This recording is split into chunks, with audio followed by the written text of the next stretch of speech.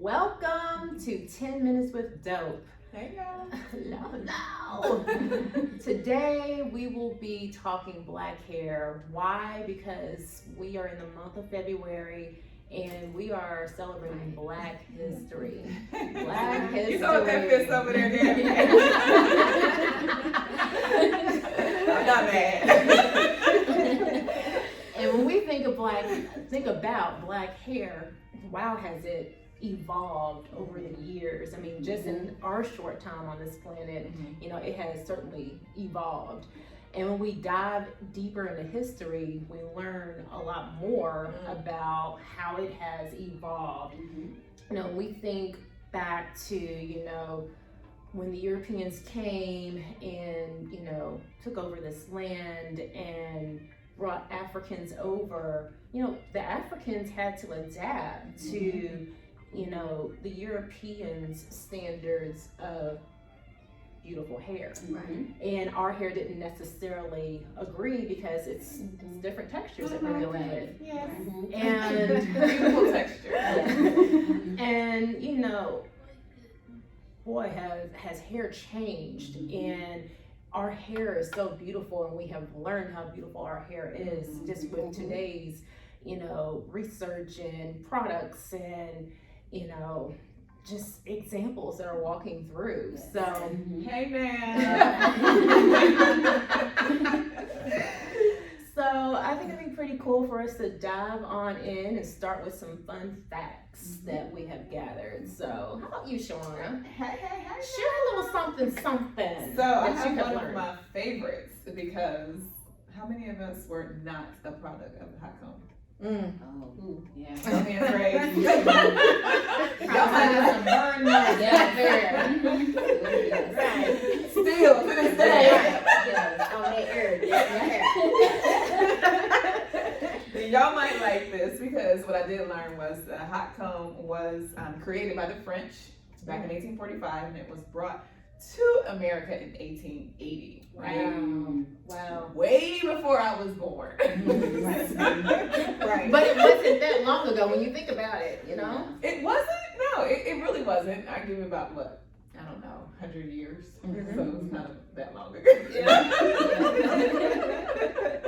But I still remember my experiences. I mean, I'm sure many of you can relate. You know, your mama, you better hold your ear. You're getting ready for all Easter. Easter was that big thing to get ready to go to church. So not only was your hair laid, but so was your ears. You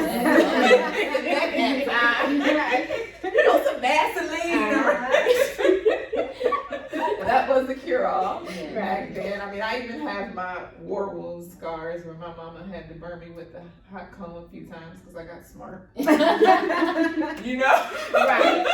I popped the comb. It's hot! Mama's was crazy. But you know, I feel like it was an art to be able to work that hot comb. Oh, you know? yeah, Because it definitely. couldn't be too hot and obviously not too cool. And I'm telling you, it'll get your hair bone straight. Oh, I couldn't tell you nothing by the time you walked out. Yes. Right. I'm like, ooh.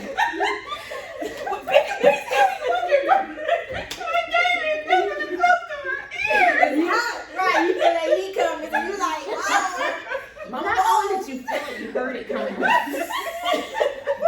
And then my mom would tell us I was tender-headed. No, mom, you're burning me. You're burning me. I was tender-headed. That's burning. I remember my aunt, she had a gas stove, and she had the comb laying on the stove, and then whenever it got ready, coming through, comb, watch out, and then she'll get to her destination. Yes! In the paper towel. You saw that steam come up. Hey, you even saw the burn marks on the paper towel. You're like, oh, shoot. Yeah. Got you together. Ooh, these memories. How about you, Kayla? What'd you learn? Okay, so my fun fact is back in the 1900s. Okay. That's when, you know, Madam C.J. Walker developed her hair care line for us, specifically for us. Okay. And yeah, so that's my fun fact. Okay. I heard that she was also in the Guinness Book of Records, whatever that book's called. World records. World Records. Yes. Couldn't get it out.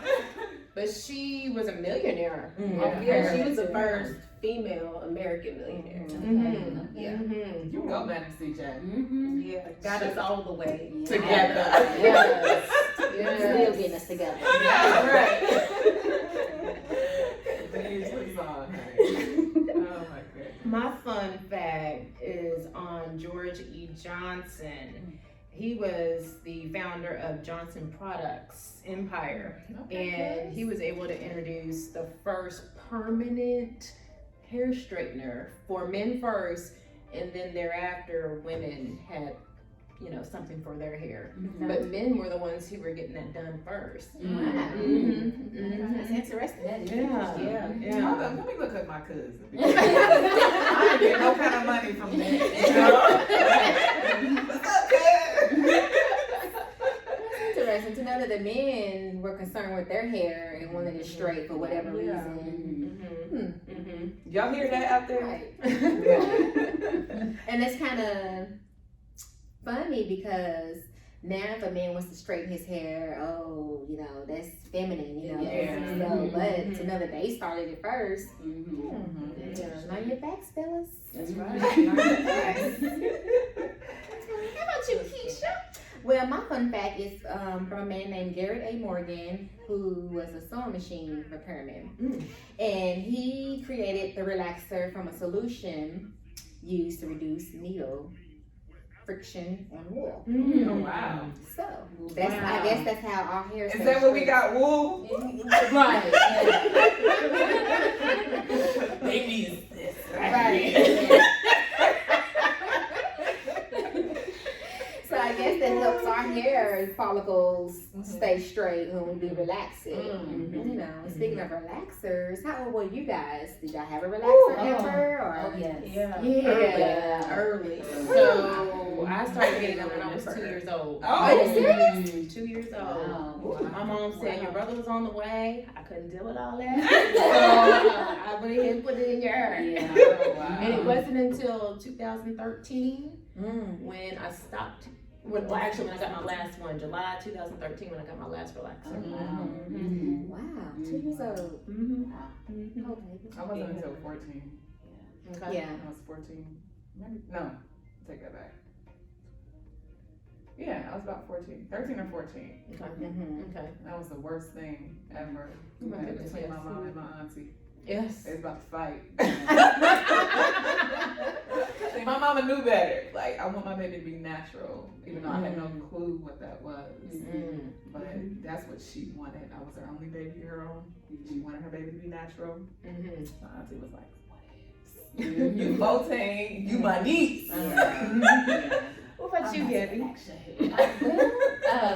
Well, sorry, I'm sorry to remember this right now, but just for me. Just for me.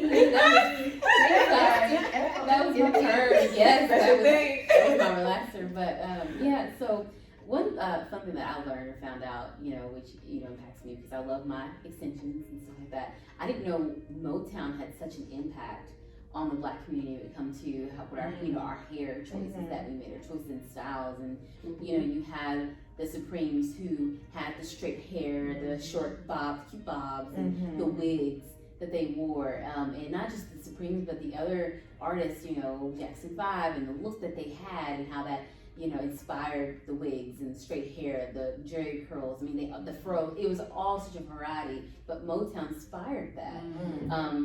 And you even think about today, our celebrities, of course, our beloved Beyonce, on her styles and how she changes them up, and a lot of times it is wigs or extensions, and how again it's inspired. And think about that from the Motown days, and a lot of times those stars or celebrities, a lot of times they do it for a protective style because they're always performing, they're always in the limelight. And so to consistently keep their hair nice, they do have to choose options such as wigs or extensions because when you're performing like that, I mean, your hair will fall out. Yeah. So, that really came from Motown on those wigs and extensions because it became a protective hairstyle for them, to always stay ready for the camera. Right. So that was really interesting to learn.